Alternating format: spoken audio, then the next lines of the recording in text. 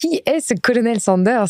Écoute, le colonel Sanders, déjà, c'est le fondateur de KFC. Je pense qu'on aurait pu faire une série Netflix sur lui, parce qu'en gros, il a lancé son business sur le tard. Okay. Tu vas sur la page Wikipédia, tu peux voir ce par quoi il est passé. Okay. Il a travaillé dans un tribunal, il assiste un gynécologue. Enfin, il a fait énormément de trucs, mais genre à 60 ans. Voilà, il a fait énormément de petits jobs et après avoir eu énormément de revirements de situation ou même d'échecs, il a lancé un business de station essence.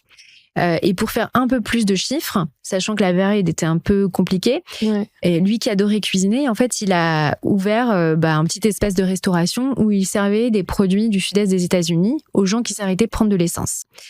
Il adore cuisiner et il adore cuisiner le poulet frit. Il a inventé une manière de le cuire et de le cuisiner qui garde tout le juteux et le cuisiner sous pression, qui n'était pas la méthode habituelle aux États-Unis, parce qu'il était vraiment dans une friteuse à l'époque.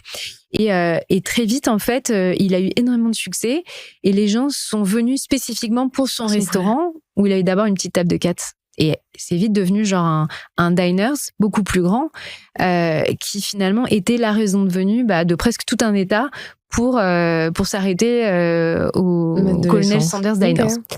Donc ça a été un succès assez rapide, on va dire localement, et puis à l'échelle des États-Unis, où il a décidé de développer son business sous franchise. Il l'a fait tard, et c'est vraiment l'exemple du self-made man qui a rien lâché, qui s'est lancé tard et qui a mis toute son énergie dans un projet qui tenait à cœur. Donc le Colonel Sanders aujourd'hui, tu le vois sur les logos des restaurants, sur les logos qui sont sur les buckets. Et quand on fait des études pour comprendre quels sont les éléments de la marque qui sont les plus reconnus ou connus, il arrive vraiment en premier.